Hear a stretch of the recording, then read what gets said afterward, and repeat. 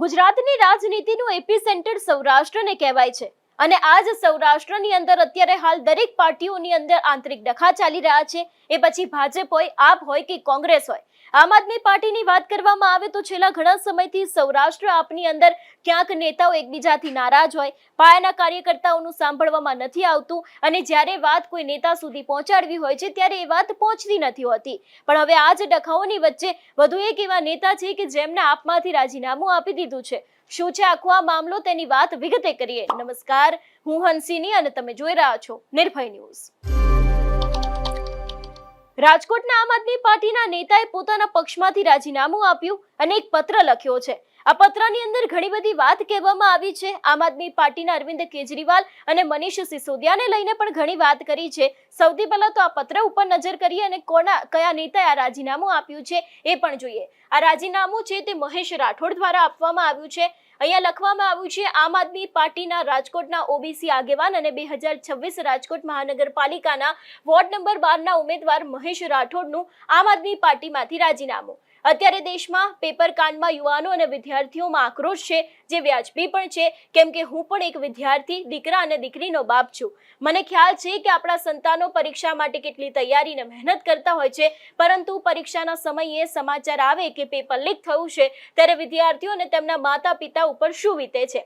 અહીંયા એવી વાત કરવામાં આવી છે। એ બાદ તરત જ કહેવામાં આવ્યું છે કે અત્યારે કેટલાક રાજકીય પક્ષો પોતાના રાજકીય રોટલા શેકવા માટે પ્રયત્નશીલ કરી રહ્યા છે, એટલે કે ક્યાંક સીધા જ આ જ દરેક મામલાને લઈને આક્ષેપો રાજનીતિ ઉપર મૂકવામાં આવ્યા છે। નહીં, એવું પણ કહેવામાં આવ્યું છે કે આ જ સમગ્ર મુદ્દાને લઈને ઘણા બધા એવા રાજકીય પક્ષોના લોકો હોય છે કે જે લોકો પોતાના રાજકીય રોટલા શેકતા હોય છે। એ બાદ પત્રમાં આગળ લખવામાં આવ્યું છે, પેપર કાંડમાં સોનમ વાંગચુકે સૌપ્રથમ ઉપવાસ આંદોલન કરેલ। આ દરમિયાન સીજેપીના અભિજીત દીપકેને પણ એમ થયું કે વિદ્યાર્થીઓના મુદ્દાઓને લઈને આપણે સીજેપી બનાવેલ છે તો આપણે પણ ઉપવાસ આંદોલનમાં જોડાવું જોઈએ। એટલે અભિજીત દીપકે પણ વિદ્યાર્થીઓના પેપર કાંડને લઈને ઉપવાસ આંદોલન ચાલુ કર્યું। આ પેપર લીક કાંડમાં દેશભરના યુવાનોએ આખા દેશના દરેક શહેરમાં વિરોધ પ્રદર્શન કર્યા। આ જોઈને આમ આદમી પાર્ટીના અરવિંદ કેજરીવાલ અને કોંગ્રેસના રાહુલ ગાંધી સહિત ઘણી રાજકીય પાર્ટીઓ અને રાજકીય લાભ મેળવવા માટે વિરોધ પ્રદર્શન કરેલા, તેમજ વિદ્યાર્થીઓ અને યુવાનોને સમર્થનના બહાને ઉશ્કેરીને યુવાનો પાસેથી 20 જુલાઈના રોજ ચલો સંસદ માર્ચનું આયોજન કરવામાં આવ્યું। આ માર્ચથી વિરોધ પક્ષોનો ઈરાદો નેપાળ અને બાંગ્લાદેશ વાળી કરીને દેશમાં અરાજકતા ફેલાવવાનો હતો। આ વિશ્વમાં ભારત દેશ અને નરેન્દ્ર મોદીજીને બદનામ કરવાનો હતો, પરંતુ માનનીય વડાપ્રધાન નરેન્દ્ર મોદીએ દેશના યુવાનોના હિતમાં યોગ્ય નિર્ણય લઈને સાંસદમાં કાયદો બનાવીને પેપર લીકના દોષિતોને 10 વર્ષની સજા અને 10 કરોડના દંડની જોગવાઈ જાહેર કરી હતી। તેમજ નરેન્દ્ર મોદી સરકારના શિક્ષણ મંત્રી ધર્મેન્દ્ર પ્રધાને પોતાની નૈતિકતા સમજીને પોતાના પદ ઉપરથી રાજીનામું આપેલ અને દેશના યુવાનોની ભાવનાઓનું સન્માન કર્યું। તેમજ માનનીય વડાપ્રધાન નરેન્દ્ર મોદીએ આવા બનાવો ફરી ન બને તે માટે ટાસ્ક ફોર્સની રચના કરી અને એને જાહેરાત કરવામાં આવી। પરંતુ પેપર લીક કાંડમાં વિરોધ પ્રદર્શન કરનાર આમ આદમી પાર્ટીના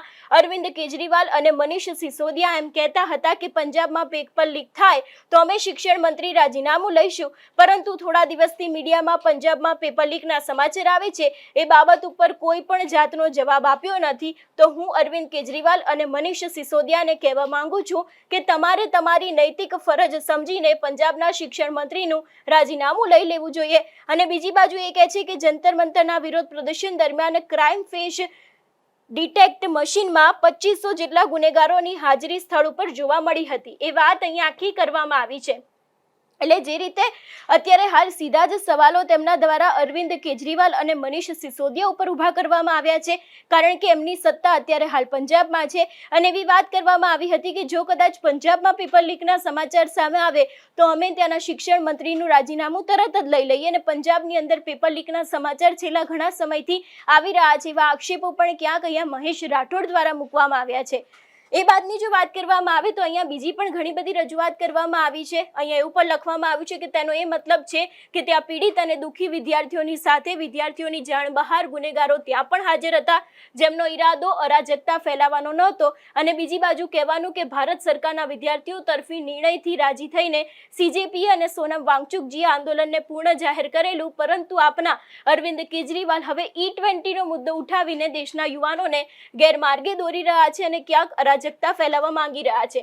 બીજું એ પણ કહેવાનું કે અરવિંદ કેજરીવાલને અન્ના હજારેનો મોહરો બનાવીને જન લોકપાલ બિલના નામે કેન્દ્રની કોંગ્રેસ સરકાર સામે આંદોલન કરે અને એ દરમિયાન દિલ્હીની શીલા દીક્ષિતને કોંગ્રેસ સરકાર સામે અનેક આક્ષેપો કરેલ, ત્યારબાદ અરવિંદ કેજરીવાલે આમ આદમી પાર્ટી બનાવીને દિલ્હીમાં ચૂંટણી લડીને કોંગ્રેસ સાથે ગઠબંધન કરીને સરકાર બનાવેલી હતી.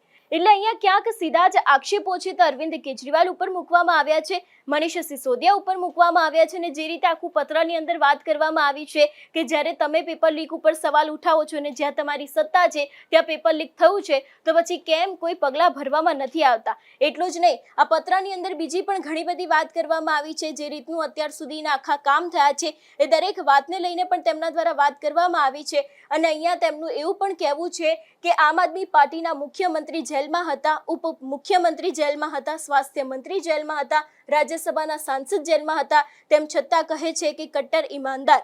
હવે જનતાએ નક્કી કરવાનું છે કે આ લોકો કટ્ટર ઈમાનદાર છે કે કટ્ટર બેઈમાની.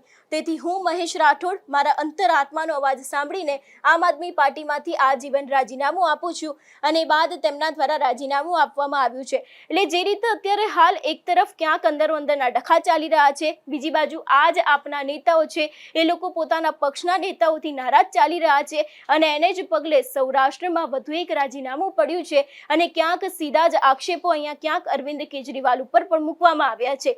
આ વિષયને લઈને તમારું શું માનવું છે અમને કમેન્ટ કરીને ચોક્કસથી જણાવજો. તેની સાથે અમારી ચેનલ નિર્ભય ન્યૂઝને લાઇક, શેર અને સબસ્ક્રાઇબ કરવાનું ભૂલશો નહીં. નમસ્કાર.